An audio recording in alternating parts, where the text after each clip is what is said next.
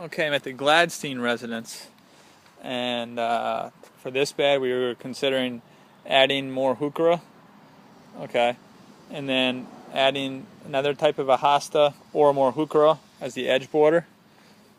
All right, transplanting these three little guys. Transplanting these three little guys to another area. Adding more alchemia, which is the lady's mantle, amongst this area. Transplanting the vinca into another area. Adding more astilbe. Adding more astilbe into the back. Okay, so more alchemia, more astilbe. This will be a nice clean bed. Okay. Adding more of the yellow grass as a border underneath the bird bath or the planter. Okay. Removing all the mountain laurel. Adding, there's roughly about 10 feet of foundation plantings going in along the foundation. All right. And then there's another group of roughly 12 feet by 6 feet rectangular area for another sunlight conditions underneath the birch tree, for plantings, possibly some color. Okay, some summer color perhaps in this area. Okay. And then over here, there's two gaps behind the boxwood hedge, and you could end up doing a bigger American boxwood on either side, say roughly 40 inches by 40 inches on both sides circular to match what's here, or an Annabelle hydrangea on either side, like a 10-gallon Annabelle hydrangea, which would be nice. Just one and one on both sides. Okay. Steel edging to separate the vinca from spreading its way through the heuchera, but steel edging, I would say you would probably want to keep roughly 18 inches to 2-foot edge off the Belgian block, so maybe 2 feet, and then you'd have the steel edging that starts at the maybe starts at the boxwood here, wraps its way down, and then connects to that boxwood there. Okay, then you could actually might even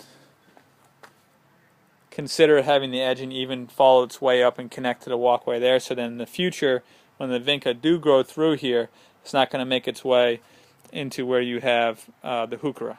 Okay, so this is roughly 22 feet here. This is another 12 to 13 feet here of steel edging. Okay. Then, of course, you need more of the caramel heuchera, and then more of the vinca to fill in these open spaces along the edge. Okay. Here you might just replace these with a green velvet boxwood because these are never going to look right. All right, and then you'd end up probably just doing 4 green velvet boxwood here and 4 green velvet boxwood here. There's a dwarf boxwood so that they stay short, compact, and they don't have any issues with winter burn like some of the other boxwood do. Okay, I would remove the thundercloud plum tree and then grind the stump and then install sod over the roughly 9 by 9 foot area. Okay. Along the driveway, there's only you can see the cement, so there's really no topsoil. So if you wanted to get grass to grow along the Belgian block on both sides of the driveway, you'd have to bring in topsoil, spread it over the course of 4 to 5 feet, and add that couple inches of topsoil along the Belgian block. And then what that will do is allows the grass to grow, have enough root system to grow. And also you have to be careful to tell the lawn mowing company not to scalp the lawn, not cut it too short next to the Belgian block because it will always kill the grass. So there's that area. Okay, on both sides of the driveway.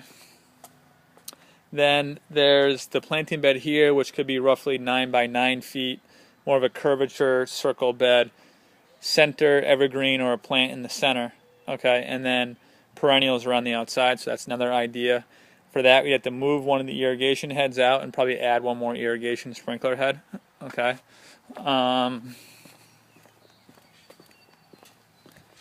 Let's just check the Belgian block on this side too. So same concept. Look, you got cement there. So you'd have to, on this side, you'd actually have to extend it over about 6 feet out and add roughly 3 inches of topsoil along the whole edge. Maybe more than that, more like 4 or 5 inches of topsoil along this whole edge to get grass to grow here along this side. All right.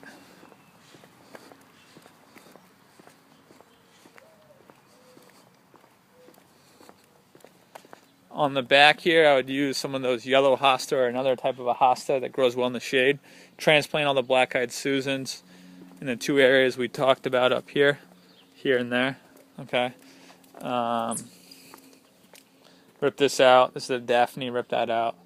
Black-eyed Susans. Black-eyed Susans. Then tree trimming again this winter. I'll suggest a person for that. Core area and seeding this fall. It's filling these little gaps in the lawn that make it look much better. In the future, if you really want to get a really nice backyard, then you end up planting evergreen trees, removing these evergreen trees and planting them up against a stone wall. Property will feel bigger, and you'll get more sunlight on that side of the trees. Well, maybe not. But anyways, you could look into that in the future if that bothered you. Okay. Plum tree can get black knot fungus. The cherry trees along the street don't do well in an irrigated lawn, and they're about half dead. I would guess that those are probably going to die in the next few years. So those are looking really bad. So if you replace them with something, I could give you suggestions that can take an irrigated lawn, meaning a more frequent watering. The cherry trees hate wet feet. So. And then over in the corner over there, we talked about possibly putting in Marissae viburnum, which is what you have on the other side of the house. Those white flowering viburnum over there. You can see it right there. Putting one in the corner right there would be nice. Okay. And I think that is it. We'll talk to you soon. Thanks.